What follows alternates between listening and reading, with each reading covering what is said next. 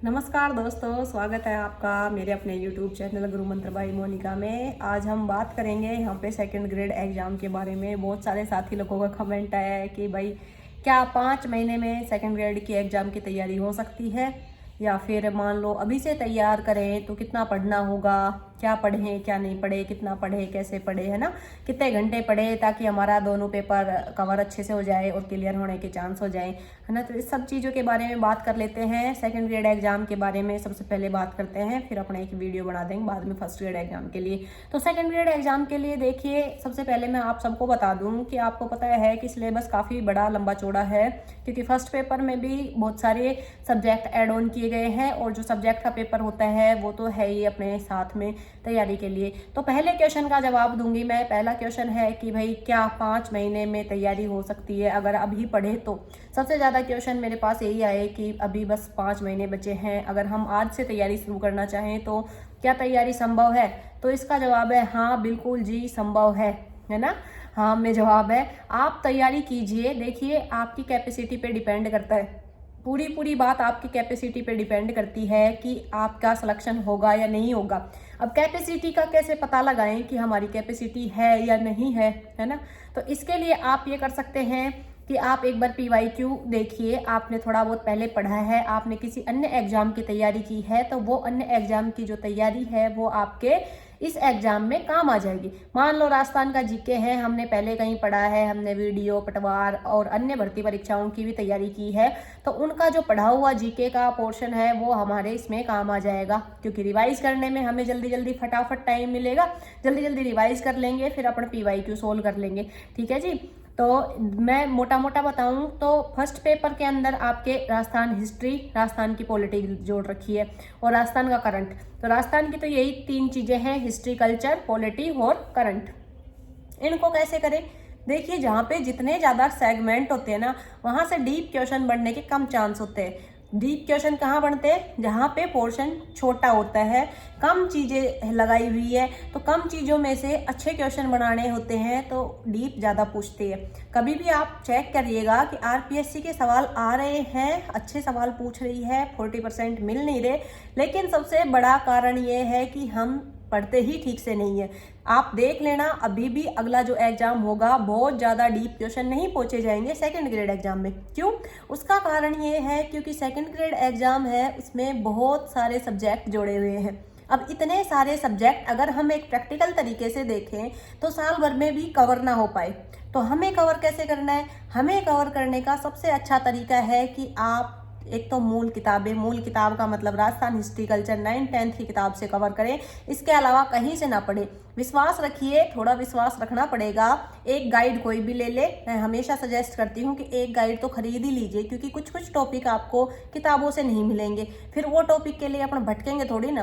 तो अपने पास जो गाइड रहेगी उस गाइड में से हम आराम से वो पढ़ लेंगे। ठीक है, तो राजस्थान हिस्ट्री और कल्चर आपकी वहाँ से कवर हो जाएगा। कुछ पोर्शन मान लो आपको नहीं मिले, आपके जो भी सिलेबस में दे रखा है गाइड से कवर कर ले। कवर करने के बाद PYQ जरूर करें। PYQ का मतलब ये नहीं होता कि सिर्फ सेकंड ग्रेड एग्जाम के PYQ ही करने।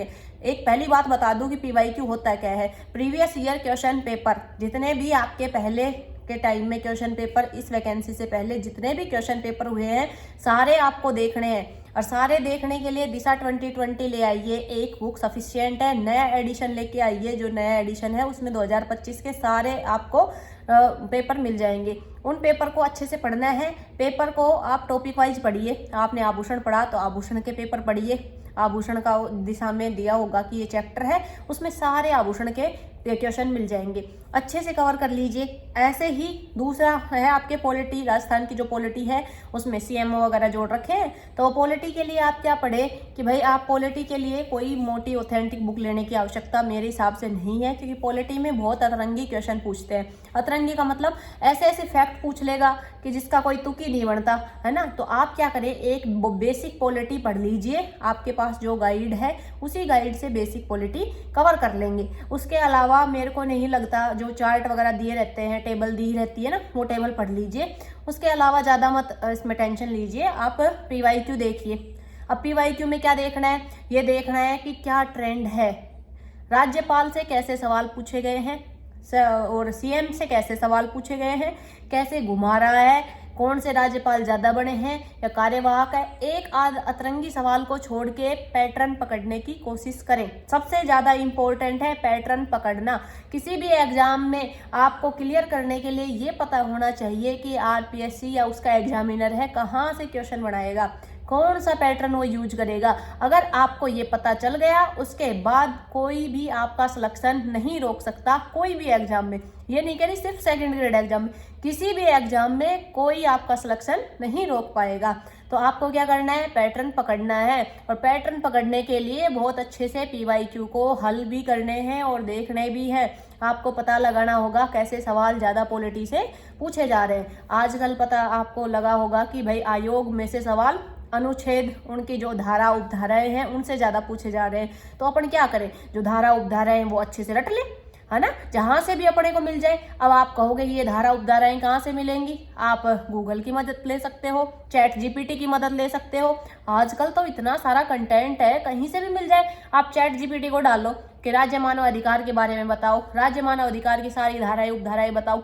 वो धारा उपधाराएं जो क्वेश्चन में पूछी गई है या किसी के ऑप्शन में भी डाली गई है, मान लो 3(1) है, 3(2) है, 3(3) है और 3(4) है, ये 4 ऑप्शन बनाए गए हैं। तो चारों ऑप्शनों के बारे में लिख लो कि फला के पेपर में ये 4 उपधाराएं पूछी गई थी। अब 100 में से 99.9% चांस है कि उन चारों उपधाराओं में से अगर डीप क्वेश्चन बनेगा तो जो वो चारों उपधाराएं थी ना, जो किसी के ऑप्शन में थी, उनमें से कोई एक ऑप्शन उठा के वो नया क्वेश्चन बना देगा। ये है एक छोटी सी ट्रिक, है ना। हमें ऑप्शन क्यों देखने जरूरी है, पीवाईक्यू पढ़ते हैं तो हम क्या करते हैं, जो उसका सही उत्तर है वो पढ़ लिया, बाकी ऑप्शन देख ही नहीं रहे। भैया ये गलती ना करें, सारे ऑप्शन अच्छे से पढ़ें। खाली जो उत्तर है वही ऑप्शन काम का नहीं है, बाकी जो 3 ऑप्शन है ना उनको देने का रीजन है कि भविष्य में उनसे सवाल बनाए जाएंगे। अब किसी ने मेरे को एक क्वेश्चन टेलीग्राम पे भेजा कि मैडम ये ऐसा अजीब सा क्वेश्चन है बताइए आप, है ना, उसमें अलग अलग अजीब अजीब से ऑप्शन थे।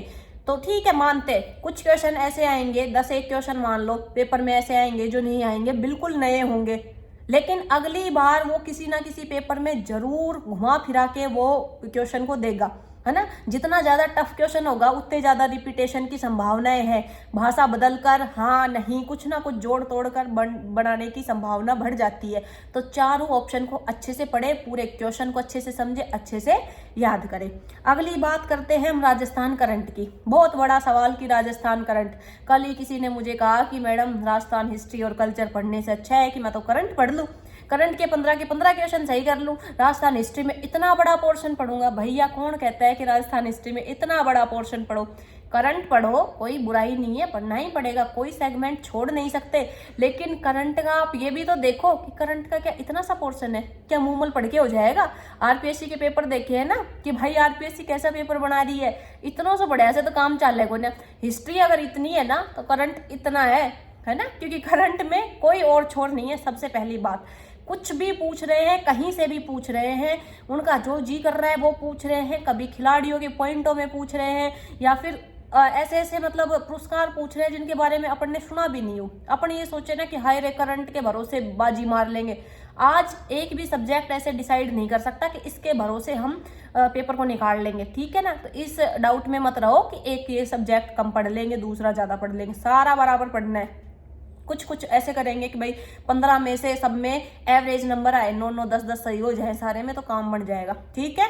ऐसे ही पढ़ना है। तो करंट का भी यही है। खेल खिलाड़ी कितना ही पढ़ोगा भाई, खेल खिलाड़ी ऐसे अतरंगी अतरंगी खेल खिलाड़ी पूछ रहा है, पढ़ लो भाई, बुराई नहीं है, अच्छी बात है। फिर करंट के में पढ़ने के लिए आपको न्यूज़पेपर चाहिए, उसके साथ सूजस की पत्रिका, सूजस की ई बुलेटिन, और भी अगर और कुछ पोर्शन आपके जुड़ा हुआ है तो किसी को भी, अब इतने सारे सब्जेक्ट, हिस्ट्री है उसको करंट के साथ रिलेट करके पूछ लिया। मान लीजिए कोई मंदिर है ना, वो मंदिर आजकल चर्चा में है, किसी भी कारण से चर्चा में है, तो उससे रिलेटेड सवाल आ सकता है। करंट में पढ़ने का एक तरीका होता है। कोई भी मान लो बांध बन रहा है ज्योग्राफी में, तो ज्योग्राफी में बांध आपके बांध है या फिर नहर परियोजनाएं है, कुछ नई बन रही है, कोई पुरानी है, किसी में सुधार किया है, तो सब क्या है भाई, वो तो पहले की है, लेकिन उनको क्या कर दिया, करंट से लिंक कर दिया।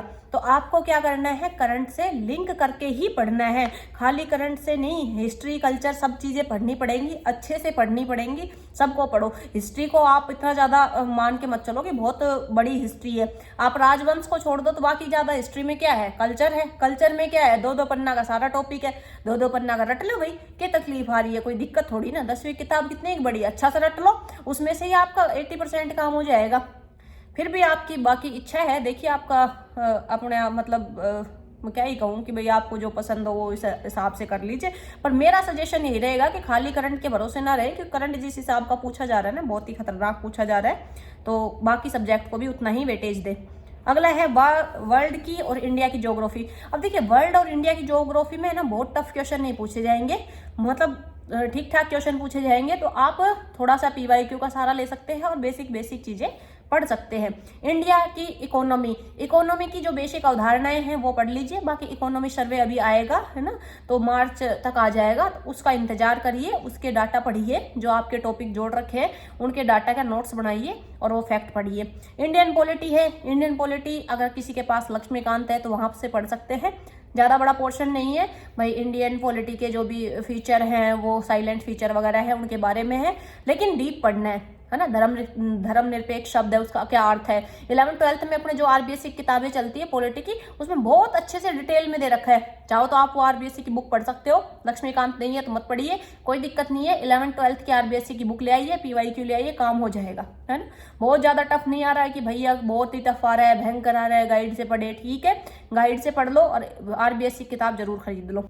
एजुकेशनल साइकोलॉजी को आप कहाँ से करेंगे, कोई भी अवनी पब्लिकेशन की ले लीजिए, या कोई आपको अदर पब्लिकेशन पसंद हो ना, तो मैं कोई सजेस्ट नहीं करूँगी, आप जिसकी भी चाहे आप ले सकते हैं, जो आपको अच्छा लगे वो ले ले और उससे पढ़िए, और उसके PYQ है उसको भी साथ साथ करिए। ये तो हो गया फर्स्ट पेपर की बात, है ना। फर्स्ट पेपर की बात सेकंड पेपर की बात कर लेते हैं। सेकंड पेपर का क्या है, सब्जेक्ट का है।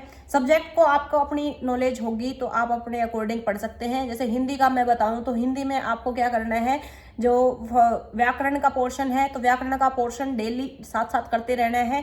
जैसे कि उपसर्ग प्रत्यय संधि वगैरह है, ये तो आप कॉन्सेप्ट समझ लीजिए, कॉन्सेप्ट समझने के बाद हो जाएंगे। बाकी विलोम शब्द, पर्यायवाची शब्द, ऐसे जो वोकैबुलरी का पार्ट है ना, उसको आप रटते रहिए। तो उसको कैसे रटना है, उसको भी यही है पैटर्न कि भाई पहले एक बार पढ़ लिया, 9 से 12 वाली किताब में से पढ़ लिया, उसके बाद आपको PYQ करने हैं। दिशा से PYQ कर सकते हैं, कोई अदर आपके पास PYQ की बुक हो तो वहां से कर लीजिए। PYQ जरूर करने हैं, क्योंकि SI में बहुत अच्छी हिंदी पूछी जाती है, तो SI की जो हिंदी के क्वेश्चन है वो आपके काम आ जाएंगे। कितनी SI के एग्जाम हो चुकी है, अदर एग्जाम में भी हिंदी का काफी पोर्शन पूछा जाता है, सेकंड ग्रेड में तो पूछे ही जाते हैं। तो सबके जो PYQ मिल जाएंगे ना, उसी से आपकी वोकैबुलरी एकदम मस्त हो जाएगी। और रीड से आप देख सकते हैं कि रीड में अब की बार अच्छी लोकोक्ति, मुहावरे वगैरह काफी अच्छे पूछे गए हैं। तो मेरे को लगता है कि आप आराम से 5 महीने में तैयार कर सकते हैं। टाइमिंग का कैसे सेट करें, टाइमिंग सेट करिए कि 5-5 घंटे निकाल लीजिए। 5 घंटे आपको फर्स्ट पेपर को देने हैं, 5 घंटे आपको सेकंड पेपर को देने हैं। 10 घंटे अगर पढ़ोगे ना तो 5 महीने में क्या आराम से तैयारी कर लोगे। आपका सिलेबस हो जाना चाहिए 2 महीने के अंदर। अगर 10 घंटे आप पढ़ रहे हो तो 2-2.5 महीने में पूरा सिलेबस खींच दोगे। थोड़ी स्पीड बढ़ा के रखिए, PYQ साथ साथ करिए और पढ़ लेंगे। ऐसे मत सोचिए कि एक बार में कोई दुर्रम खान बन जाता है, कोई ना बने, कोई के याद ना आवे। सबकी ऐसी ही मेमोरी है, 1 बार 2 बार पढ़ेंगे तब जाके थोड़ा ऐसा लगेगा कि हाँ कुछ पढ़ा हुआ लग रहा है ना। तो घबराने की आवश्यकता नहीं है। एक बार अगर किसी को ऐसे है कि फटाफट निकाल सकता है तो फटाफट निकाल दे। कोई ये है कि भाई मैं तो रट के ही पूरा मामलो आगे बढ़ूंगा, तो फिर वो ढंग से रट के ही करे कि भाई दोबारा टाइम मिले ना मिले। लेकिन दोबारा के लिए जरूर रखना है अपने को। ये मानो कि आप 1 महीने पहले तक आपका सिलेबस हो जाएगा, उसके बाद कोई टेंशन नहीं है। फिर आराम से रिवाइज करो और मस्त होके पेपर दे के आओ, अच्छा पेपर होगा।